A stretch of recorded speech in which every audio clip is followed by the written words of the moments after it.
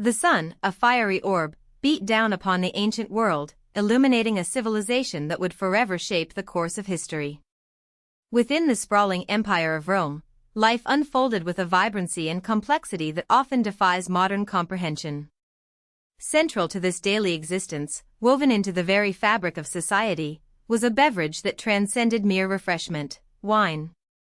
For the Romans, wine was more than an alcoholic drink, it was a symbol of their advanced culture, a marker distinguishing them from the barbarian peoples beyond their borders. From the bustling taverns of the Subura to the opulent dining rooms of the Palatine, wine flowed almost incessantly, accompanying meals, social gatherings, and religious rituals alike. Its presence underscored a sophisticated way of life, reflecting both status and a shared cultural identity. Yet, the manner in which Romans consumed their wine often strikes the modern observer as peculiar, a practice deeply ingrained but seemingly counterintuitive. Unlike contemporary customs, the Romans rarely, if ever, drank their wine undiluted. The image of a Roman reaching for a goblet of pure, unadulterated vintage is largely a historical misconception, a scene almost unthinkable in their refined society. The primary reason for this widespread dilution stemmed from the very nature of Roman wine itself. These ancient vintages were typically much stronger and often far less refined than the wines known today, frequently possessing a thick, syrupy consistency and a high alcohol content. Drinking such potent concoctions straight would have led to rapid, unseemly intoxication, an outcome deemed uncivilized and barbaric. Diluting the wine with water was therefore a practical necessity, rendering it palatable and suitable for extended consumption during long banquets and social discourse. It allowed individuals to partake in the convivial atmosphere without succumbing too quickly to inebriation, preserving decorum and the intellectual flow of conversation.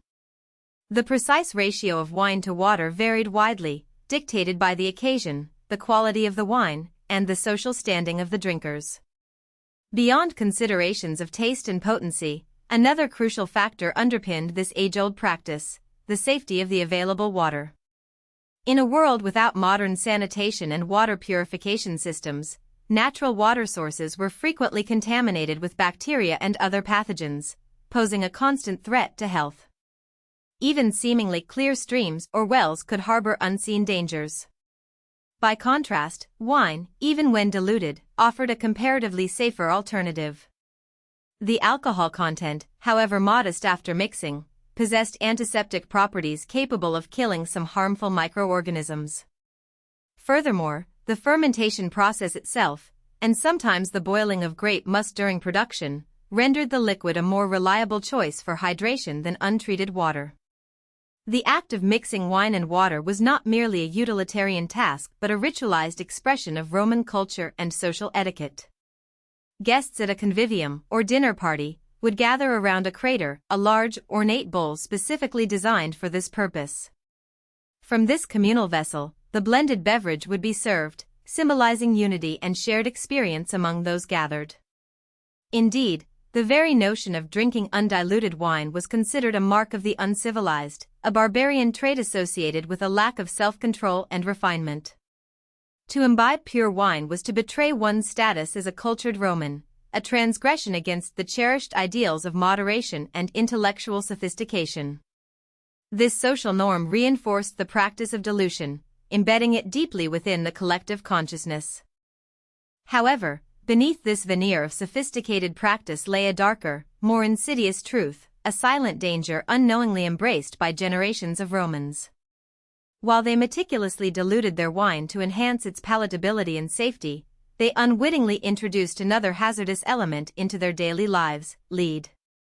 This heavy metal, seemingly innocuous to the ancients, permeated their world in ways that are only now fully understood. The presence of lead in Roman wine was primarily a consequence of their culinary techniques and their pursuit of sweeter, more stable beverages. Roman grapes were often more acidic than modern varieties, and the desire for sweetness led them to discover that boiling grape must in lead-lined pots yielded a rich, sweet syrup. This syrup, known as sapa, defrutum, or coroinum depending on its concentration, became a ubiquitous additive. These concentrated grape musts were prized not only for their intense sweetness but also for their believed preservative qualities, which helped prevent wine from spoiling. The lead from the cooking vessels would leach into the syrup, creating lead acetate, a compound known in antiquity as sugar of lead due to its remarkably sweet taste.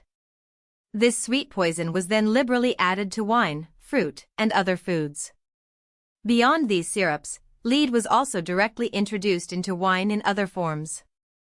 Litharge, a form of lead oxide, was sometimes added to correct acidity or enhance flavor, further increasing the lead content of the final product. The Romans, lacking any understanding of toxicology, perceived these additions as beneficial, improving the taste and longevity of their cherished drink without any awareness of the long-term health consequences. The pervasive use of lead extended beyond wine preparation, infiltrating many aspects of Roman life. Lead was employed in water pipes, cooking utensils, cosmetics, and even as a glaze for pottery.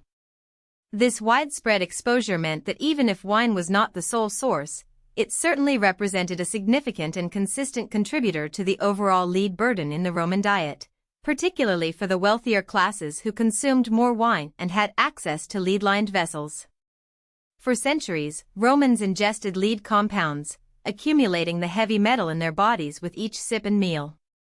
The symptoms of chronic lead poisoning, or plumism, are diverse and debilitating. They include severe abdominal pain, often mistaken for other ailments, as well as joint pain, muscle weakness, and gout, a condition surprisingly prevalent among the Roman elite. More insidiously, lead poisoning can affect the nervous system, leading to cognitive impairment, behavioral changes, and even madness. It can also cause kidney damage, anemia, and reproductive issues, contributing to high rates of miscarriage and infertility. While the Romans observed these maladies, they lacked the scientific understanding to connect them to the very substances they consumed daily for pleasure and sustenance. Modern archaeological and scientific investigations have brought this hidden danger into stark relief. Analysis of Roman skeletal remains has revealed elevated lead levels in bone tissue, particularly among the upper echelons of society. Chemical analysis of ancient wine residues and cooking implements further corroborates the widespread use of lead in their food and drink preparation. The full impact of chronic lead poisoning on Roman society remains a subject of ongoing scholarly debate. While it is unlikely to have been the sole cause of the empire's eventual decline, it undoubtedly contributed to a host of health problems, potentially weakening the physical and mental vitality of its populace, especially among the ruling classes who could afford the most heavily lead-sweetened wines. It stands as a profound historical irony that a civilization renowned for its engineering prowess and sophisticated culture unknowingly poisoned itself through its pursuit of culinary refinement and convenience. The Roman tale of wine, water, and lead offers a compelling testament to the complex interplay between human ingenuity, cultural practices, and the often unseen consequences of our choices. It reminds us that knowledge is a constantly evolving frontier, and what is considered safe or beneficial in one era can be revealed as perilous in another. The echoes of their practices resonate through time, urging a deeper reflection on the subtle ways in which our pursuit of comfort or tradition can inadvertently shape our collective destiny. Their story, etched in the annals of history and in the very bones they left behind, serves as a timeless narrative of discovery, a quiet yet profound reminder of humanity's continuous journey toward understanding the intricate world around us, and our own place within it.